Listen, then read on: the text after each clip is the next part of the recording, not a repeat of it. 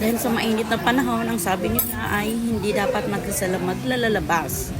Pero dahil nga ako may kailangan, kaya kailangan ko talagang lumabas. Pagkarating ko nga rito, ito ang nakita ko. Ang kailangan ko ay ang magagandang plastic. Kind of plastic na ganito yung mga color brown, mocha. Kasi malamig sa mata. At ito nga ay nakabili ako. At nalaman ko nga pala dito na hindi mainit kasi malamig itong mall na to. As in, malamig siya. Hindi ko naramdaman yung init na sinasabi nila. Kaya mas mainam pala na kapag initan ka sa bahay, lalo na ating mga walang aircon, ay ipasyal mo na lang. At syempre doon ka pupunta sa malamig na lugar. Kagaya na lang dito.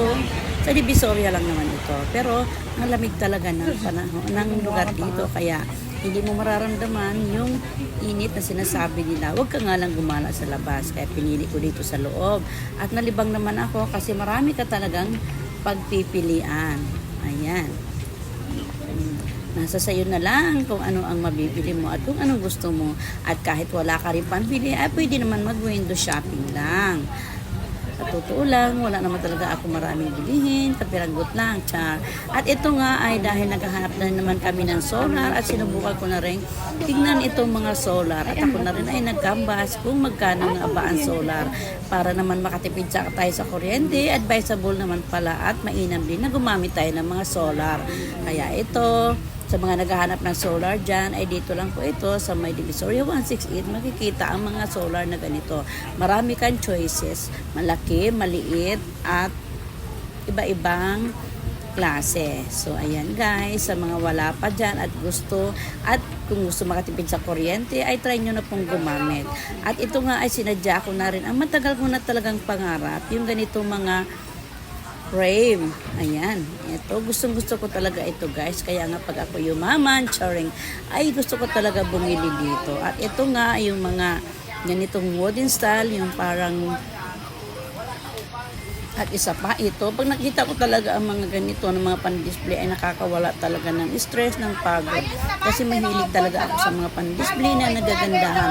So ito guys, kung naghahanap nga rin pala kayo ng mga ganito, ay dito rin po ito sa 168 ay talaga naman parang nandito na ata lahat. So ayan, yung mga ganitong design. At ito talaga ay parang hindi lang siya parang talagang pangyayamanin naman talaga ito mga design na ito, mga frame na ito, di ba? Mga art na to. Kaya naman price din talaga siya. Ang gaganda niya talaga. Pangarap ko talaga magkaroon ng ganito. Kaso nga lang in God's perfect time ay makakabili din tayo niyan. So, ayan. At umakit na nga ako sa second floor kasi meron pa akong hinahanap na nawawala. Ayan, ang mumura nga talaga ng mga tsinelas dito, mga sandals, lalo sa ngayon. Ito yung mga uso siya, yung mga plastic na matatangkad, ganon. At meron na nga pala din ako nakita dito, guys. Dati hindi ko to nakikita tuwing ako pumupunta. Yung mga imported na goods, mayroong mga candies, chocolate, at may mga dilata. Actually, dati nakikita ko na yung mga candies, pero yung mga canned goods hindi pa. At nagpunta na nga rin pala ako dito sa mga accessories, dahil mahilig din naman ako sa accessories. Pero wala naman talaga akong plano bumili ng accessories sa ngayon, kasi hindi siya napapanahon. Kaya lang, di ko lang matiis na tingnan dahil. So, yun lang guys. Thank you and God bless you more.